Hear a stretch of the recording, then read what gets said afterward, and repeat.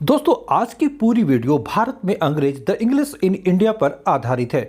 इससे पहले प्रथम वीडियो में आपने पुर्तगालियों के बारे में जाना, सेकंड में डचों के बारे में और आज थर्ड वीडियो जो अंग्रेज भारत आए और भारत में किस प्रकार अपनी स्थिति को उन्होंने सुदृढ़ किया, इसी पर केंद्रित है। संपूर्ण वीडियो में तथ्य अत्यधिक है। ये पीटी और मेंस दोनों के लिए बेहद महत्वपूर्ण है, इसलिए जो भी गंभीर विद्यार्थी है पूरी वीडियो को ध्यान से देखें, आपका कॉन्सेप्ट बिल्कुल क्लियर होगा। और तथ्य तो यहाँ पर इतने भरे पड़े हैं, जितनी आपकी जरूरत है वो समस्त चीजें यहाँ अवेलेबल है। जो चीजें नहीं पढ़नी है उसे मैंने यहां से हटा दिया है। ध्यानपूर्वक पूरी वीडियो को देखें। तो चलिए शुरू करते हैं।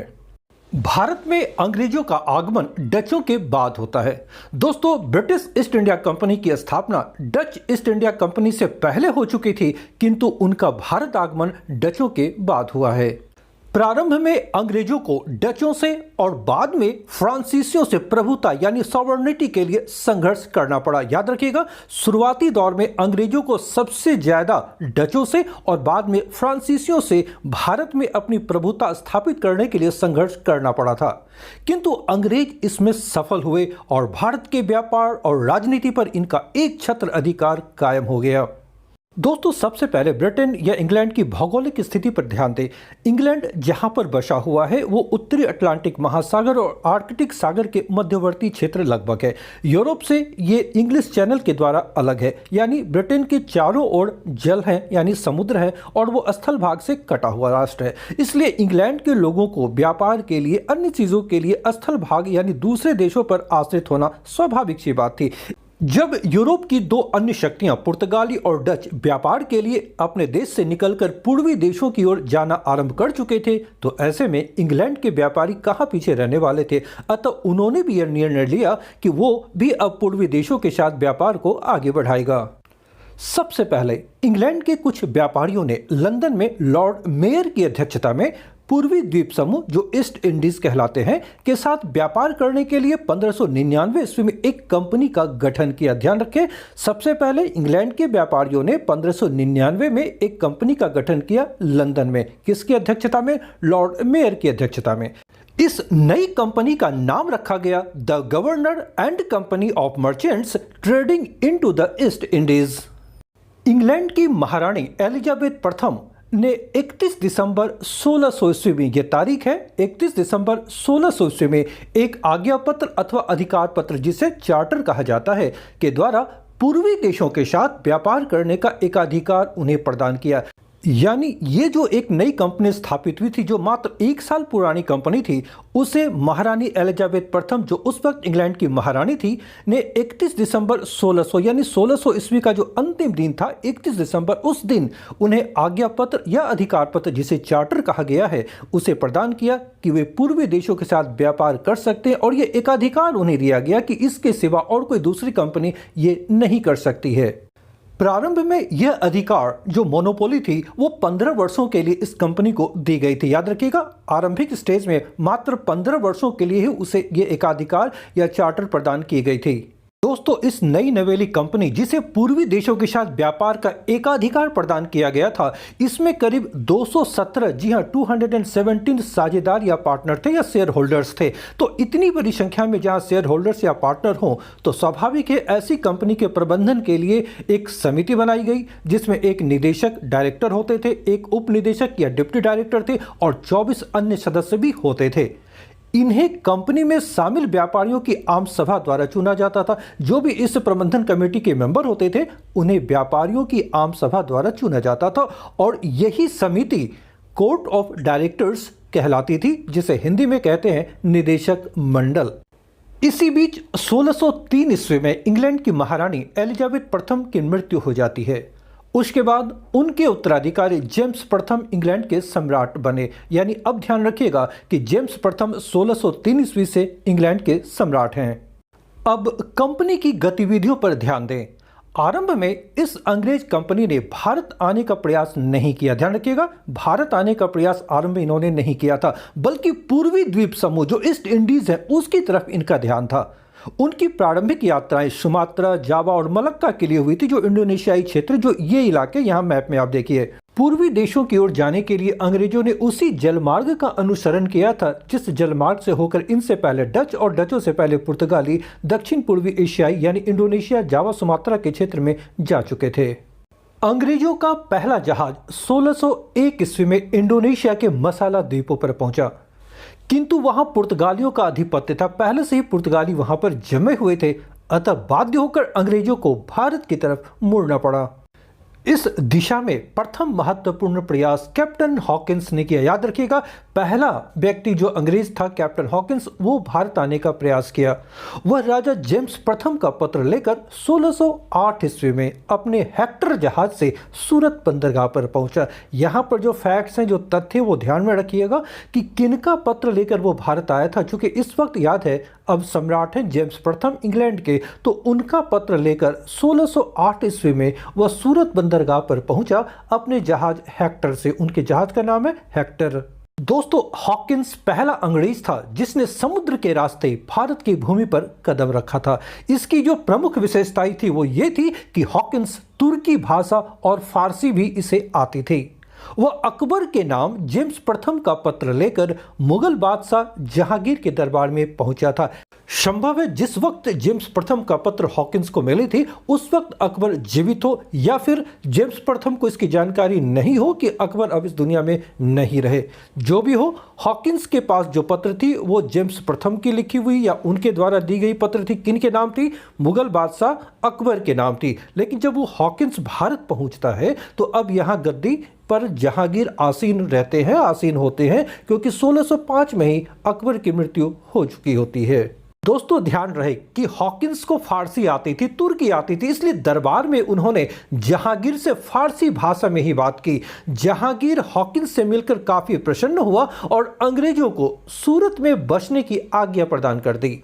हॉकिंस को 400 की मनसबदारी और जागीर तथा आगरा में रहने की अनुमति भी मिली, ये बादशाह जहांगीर की ओर से। ध्यान रहे कि इस वक्त तक पुर्तगाली भारत में अपनी शक्ति को स्थापित कर चुके थे, वे यहाँ पर मौजूद थे। इसलिए जब अंग्रेजों को ये सुविधाएं मिली तो वे सशंकित हो उठे और उन लोगों ने अब जहांगीर के कान भर दिए।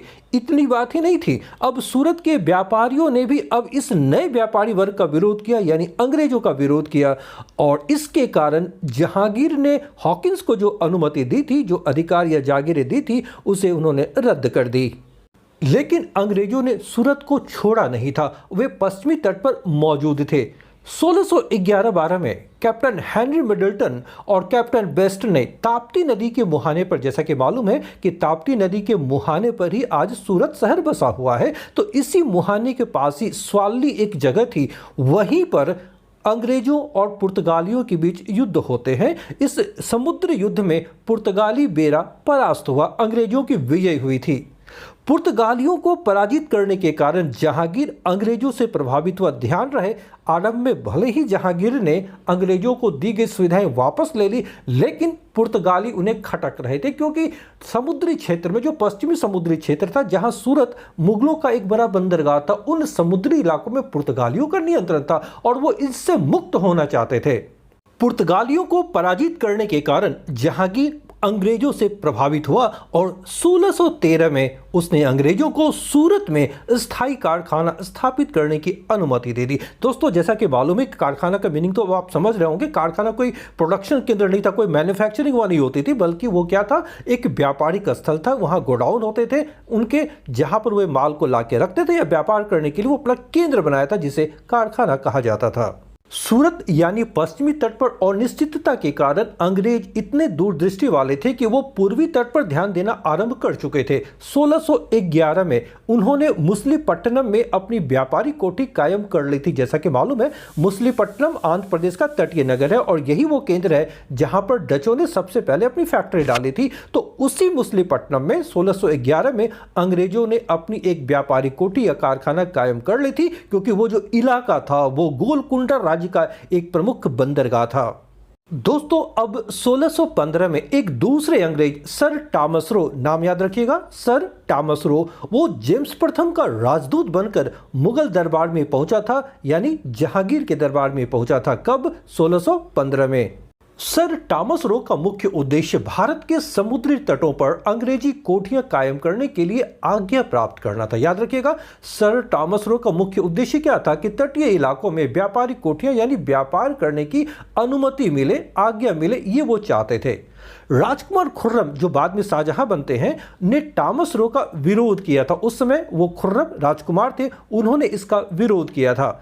किंतु नूरजहां के भाई आसफ खान को अपने पक्ष में मिलाकर टॉमस रो ने अनेक सुविधाएं प्राप्त कर ली। दोस्तों ये ध्यान रखें कि जब नूरजहां से विवाह किया था जहांगीर ने, तो इसके पश्चात पूरी तरह वो नूरजहां के प्रभाव में था और अंग्रेजों को इस बात की जानकारी हो चुकी थी कि दरबार के अंदर की क्या स्थिति है। इसलिए उन्होंने नूरजहां के भाई आसफ खां का सहारा लिया, क्योंकि उन्हें पता था कि अगर ये तैयार होंगे तो बादशाह जहांगीर की अनुमति हमें मिल जाएगी। और इसी रणनीति के तहत उन्होंने आसफ खां के साथ संपर्क किया और ये काम उसका हुआ और उन्हें अनुमति मिल गई। सर टॉमस रो फरवरी 1619 में वापस इंग्लैंड लौटा था। तो उसके लौटने के समय तक सूरत में अंग्रेजों ने अपनी स्थिति सुदृढ़ कर ली थी और साथ ही साथ आगरा, भरूच और अहमदाबाद में उसने अपनी कोठियां भी कायम कर ली थी। सर टॉमस रो के वापस लौटने के पश्चात भी अंग्रेजों के व्यापार और शक्ति में लगातार वृद्धि होती चली गई। दोस्तों जैसा कि मालूम है कि 1611 में ही अंग्रेजों ने गोलकुंडा रियासत के अंतर्गत मुसलीपट्टनम में अपनी फैक्ट्री स्थापित कर ली थी। इसके बाद 1632 में गोलकुंडा के सुल्तान ने अंग्रेजों के लिए एक सुनहला फरमान जारी किया, जिसे गोल्डन डिक्री कहा जाता है। इस फरमान के अनुसार 500 पैगोडा सालाना देने पर उन्हें गोलकुंडा राज्य के बंदरगाहों में स्वतंत्रता पूर्वक व्यापार करने की आज्ञा मिल गई थी। कब? 1632 ईस्वी में। अब पूर्वी तट के उत्तरी सेक्शन में यानी ओडिशा के इलाके में 1633 ईस्वी में अंग्रेजों ने महानदी के मुहाने पर, यानी महानदी जहां पर समुद्र में मिलती है उसी स्थान पर एक जगह है हरिहरपुर, वहां और फिर बालासोर में व्यापारिक कोठियां स्थापित की। याद रखिएगा, ओडिशा में कब? 1633 ईस्वी में अंग्रेजों द्वारा व्यापारिक कोठियां स्थापित की गई हरिहरपुर और बालासोर में। 1639 ईस्वी में 1639 फ्रांसिस डे, नाम याद रखिएगा, फ्रांसिस डे ने चंद्रगिरी के राजा से मद्रास, जो आज का चेन्नई है, उसे पट्टे पर लिया और वहां एक किलेबंद कोठी का निर्माण किया और इसका नाम रखा फोर्ट सेंट जॉर्ज। ये महत्वपूर्ण तथ्य है, इसे ध्यान में रखिएगा कि 1639 ईस्वी में मद्रास पर उनका कोठी स्थापित होता है और उस कोठी की किलेबंदी वो करते, यानी कारखाने की किलेबंदी करते हैं और इसका नाम उन्होंने रखा फोर्ट सेंट जॉर्ज। यह स्थल यानी फोर्ट सेंट जॉर्ज शीघ्र ही कोरोमंडल समुद्र तट पर अंग्रेजी बस्तियों के मुख्यालय यानी हेडक्वार्टर के रूप में मुसलीपट्टनम से आगे निकल गया। दोस्तों मैप में आप देखें, मुसलीपट्टनम यहाँ है और चेन्नई यानी मद्रास यहाँ पर है। कोरोमंडल तट यानी तमिलनाडु का जो समुद्र तटीय इलाका है वो कोरोमंडल तट के नाम से जाना जाता है। जब उन्होंने मद्रास में फोर्ट सेंट जॉर्ज की नींव डाली तब यही मुख्य केंद्र बन गया, हेडक्वार्टर बन गया अंग्रेजों का। दोस्तों इस समय तक मुगल सिंहासन पर शाहजहां विराजमान हो चुके थे। उसने क्रुद्ध होकर पुर्तगालियों को बंगाल से बाहर कर दिया था, क्योंकि पुर्तगालियों के संबंध में उसे पूरी जानकारी थी, उनकी हर रीति और नीति को वो समझ रहे थे। किंतु अंग्रेजों को बंगाल में सीमित क्षेत्र में व्यापार करने की अनुमति दी थी।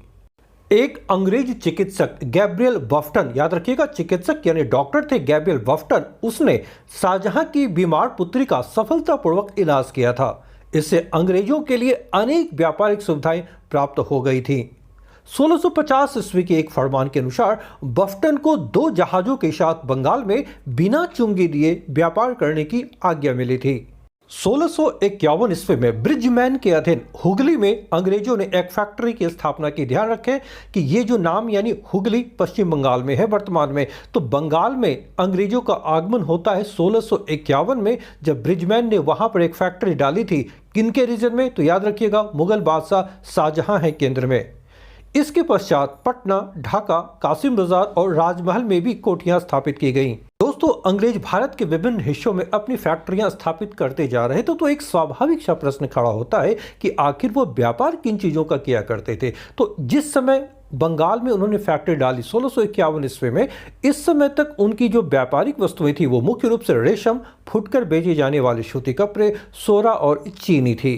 1658 ईस्वी में 1658 बंगाल, बिहार, ओडिशा और कोरोमंडल तट, ये जो पूरे इलाके थे, ये समस्त इलाके अंग्रेजी जो बस्तियां थी वो फोर्ट सेंट जॉर्ज के अधीन कर दी गई थी। यानी फोर्ट सेंट जॉर्ज से ही इन पूरे इलाके में नियंत्रण स्थापित किया जाता था। अब मद्रास यानी फोर्ट सेंट जॉर्ज ही कंपनी की गतिविधियों का प्रधान नियंत्रक केंद्र, कंट्रोल रूम बन गया था। 1661 ईस्वी में 1661 इंग्लैंड के राजा चार्ल्स द्वितीय, याद रखिएगा, इंग्लैंड के राजा चार्ल्स द्वितीय का विवाह पुर्तगाल की राजकुमारी कैथरीन के साथ हुई थी और इस अवसर पर पुर्तगालियों ने चार्ल्स द्वितीय को दहेज के रूप में, या कह सकते हैं उपहार के रूप में, बंबई का जो द्वीप है, जो आज मुंबई कहलाती है, पूरा इलाका उसे गिफ्ट के रूप में प्रदान किया था।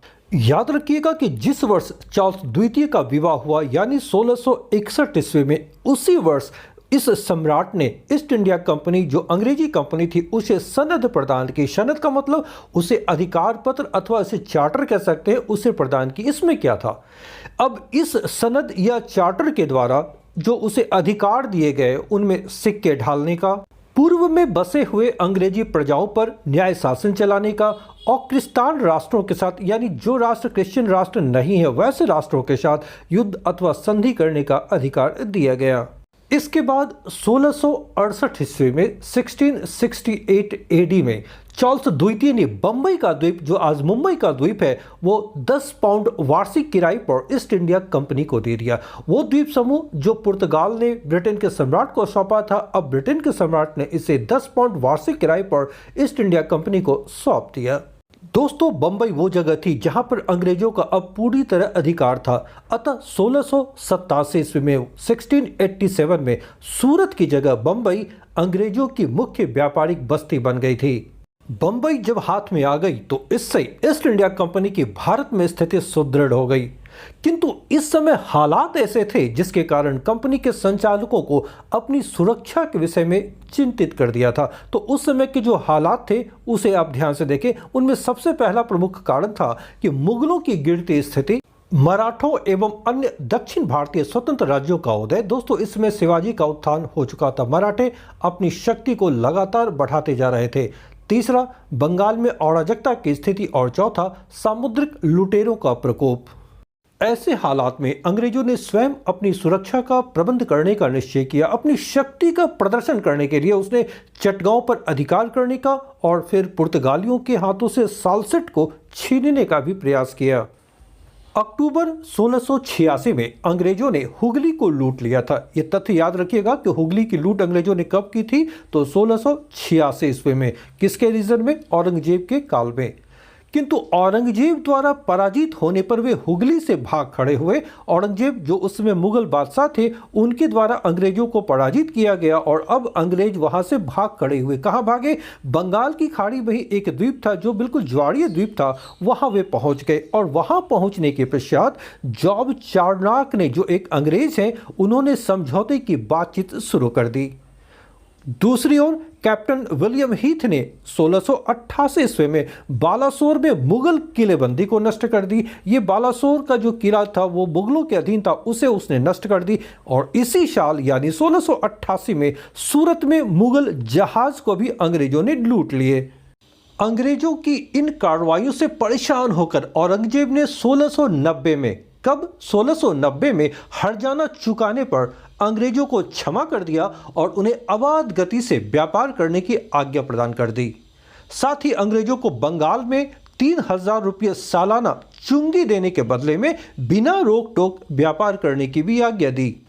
अगस्त 1690 ईस्वी में जॉब चार्नाक की ही देखरेख में सूतानाती, जो आज का कोलकाता है, आरंभिक स्टेज में ये एक गांव था सूतानाती, वहीं पर में एक अंग्रेज फैक्ट्री कायम की गई। कब? 1690 में। बाद में इसकी किलेबंदी की गई, यानी घेराबंदी की गई। बंगाल के तत्कालीन सूबेदार अजीमुशान ने 1698 ईस्वी में, याद रखिएगा, 1698 ईस्वी में 3 गांव सूतानाती, कोलिकता और गोविंदपुरी, इन 3 गांवों की जमींदारी मात्र 1200 रुपये में अंग्रेजों को प्रदान कर दी थी। इंग्लैंड के सम्राट के सम्मान में यहां किलेबंद किए गए व्यावसायिक प्रतिष्ठान अथवा कारखाने का नाम फोर्ट विलियम रखा गया। दोस्तों याद रखेंगे कि 1700 ईस्वी में यह पहला प्रेसिडेंसी नगर घोषित किया गया था। ये जो तीनों गांव मिलाकर एक नगर स्थापित हो चुके थे, यही नगर आज का कोलकाता महानगर है। यही नगर 1700 ईस्वी में पहला प्रेसिडेंसी नगर घोषित किया गया था और सर चार्ल्स आयर इसके पहले प्रेसिडेंट बने थे। याद रखिएगा, सर चार्ल्स आयर इस नगर यानी पहला जो प्रेसिडेंसी नगर जो कलकत्ता था, इसके वो पहले प्रेसिडेंट बने थे।